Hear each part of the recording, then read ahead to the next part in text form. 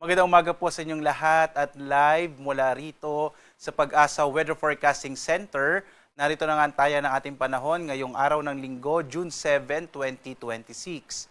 Sa atin pong latest satellite images, makikita po natin na bawasan na yung mga kaulapan lalo na po dito sa may kanlurang bahagi po ng Luzon. Patuloy pa rin yung pag-iral ng southwest monsoon. Mari pa rin magdala ito ng maulap na kalangitan na may mga pag-ulan lalong-lalo na sa may bahagi ng Ilocos Region. Medyo maulap na kalangitan din po ang mararanasan sa ilang pang bahagi ng Central Luzon, lalong-lalo na yung Bataan, Zambales, kabilang na po yung Tarlac at Bulacan. At makararanas at kasama rin po yung Pampanga. Sa Metro Manila at mga karating na lalawigan, kagaya ng Rizal, Cavite at Batangas, ngayong araw medyo maulap din yung kalangitan at posible makalat-kalat ang mga pag-ulan, pagkilat, pagkulog. Sa iba pang bahagi ng ating bansa, mapapansin po natin halos wala na masyadong kaulapan dito sa may Visayas at Mindanao, ay makararanas naman ng mga localized rain showers and thunderstorms sa dakong hapon hanggang sa gabi. Nakikita nga po natin na itong hanging habagat or southwest monsoon na nagsimula nitong nakaraang mga linggo ay inaasa natin medyo hihina po dahil doon sa mga susunod na araw, tamang-tama po sa panahon nga ng darating na pasukan ngayong linggo, ine-expect po natin medyo mababawasan yung mga malalakas sa mga pag-ulan na dulot ng hanging habagat or southwest monsoon. Sa ngayon naman, wala tayong minomonitor na anumang low pressure area. Wala pa po tayong bagyo ngayon sa loob at labas ng Philippine Area of Responsibility. Kahapon naman lumabas ng Philippine Area of Responsibility ang bagyong Esther at ito ay nasa may bahagi ng Japan at maaaring mag-isang low pressure area na lamang. So asahan po natin mga kababayan sa mga susunod na araw ay wala po tayong minomonitor o i-expect na low pressure area o bagyo. Ngayong buwan nga ng Hunyo, isa o dalawang bagyo ang inaasa nating mabubor papasok ng Philippine Area of Responsibility. So dito sa Luzon, inaasahan pa rin natin malaki pa rin yung posibilidad ng mga pag-ulan sa ilang bahagi ng Ilocos Norte at Ilocos Sur. Magiging maulap naman yung kalangitan sa nalabing bahagi po ng Ilocos Region. Kabilang din dyan ang Bataan, Zambales, Pampanga, Tarlac at Bulacan. Sa Metro Manila at ilang pang mga lalawigan gaya ng Cavite, Batangas at Rizal, posibleng medyo maulap na kalangitan din ang mararanasan sa araw na ito.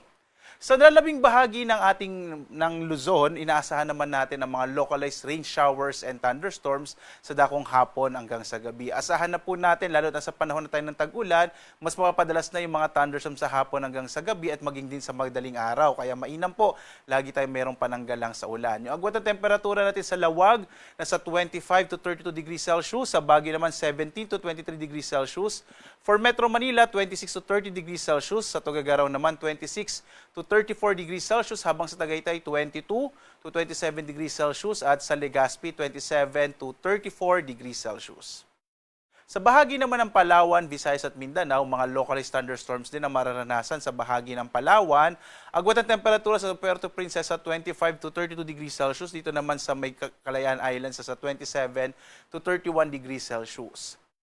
Malaking bahagi din ng Kabisayaan ay makararanas sa mga pulupulong pag-ulan, pagkilat, pagkulog. Generally, fair weather po sa malaking bahagi ng Visayas. Agwat ang temperatura sa Iloilo nasa 26 to 33 degrees Celsius. Sa Cebu naman, 27 to 33 degrees Celsius. Habang sa Tacloban, 27 to 33 degrees Celsius. Ang malaking bahagi ng Mindanao sa araw na ito ay makararanas ng bahagyang maulap hanggang sa maulap na kalangitan na meron ding mga pulupulong pag-ulan, pagkilat, pagkulog sa dakong hapon hanggang sa gabi. Agwat ang temperatura for Zamboanga, 26 to 34 degrees Celsius. Sa Cagayan de Oro naman, 26 to 33 degrees Celsius. Habang sa Davao, 26 to 34 degrees Celsius. As of 5 a.m. po, may inisyo pa tayo na weather advisory. So kasi posible pa rin po na magkaroon ng mga pag-ulan sa ilang bahagi ng Ilocos Sur at Ilocos Norte. Kaya iba yung pag-iingat pa rin po lalo na sa mga potensyal na mga landslides and flash flood. Although in-expect po natin, posible hanggang ngayong araw na lamang ito at bukas ay mas mababawasan na yung mga pag-ulan. Maaring maulap na kalangitan na lamang ang mararanasan dito nga sa bahagi ng Ilocos Norte at Ilocos Sur. Sa lagay po ng ating karagatan, ay wala po tayong naka-issue na gale warning sa anumang bahagi ng ating kapuluan.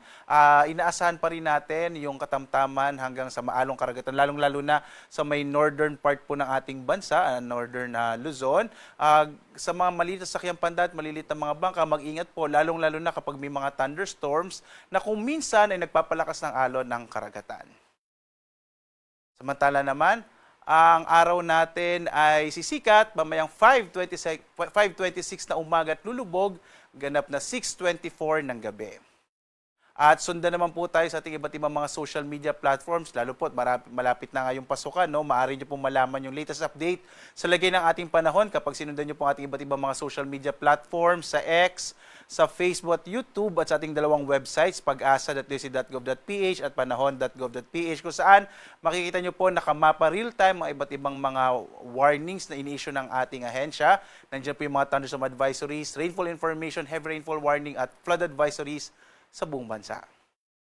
At live po nagbibigay update mula dito sa Pag-asa Weather Forecasting Center. Ako naman si Obet Badrina. Maghanda po tayo lagi para sa ligtas na Pilipinas. Maraming salamat po. Have a blessed Sunday sa inyong lahat.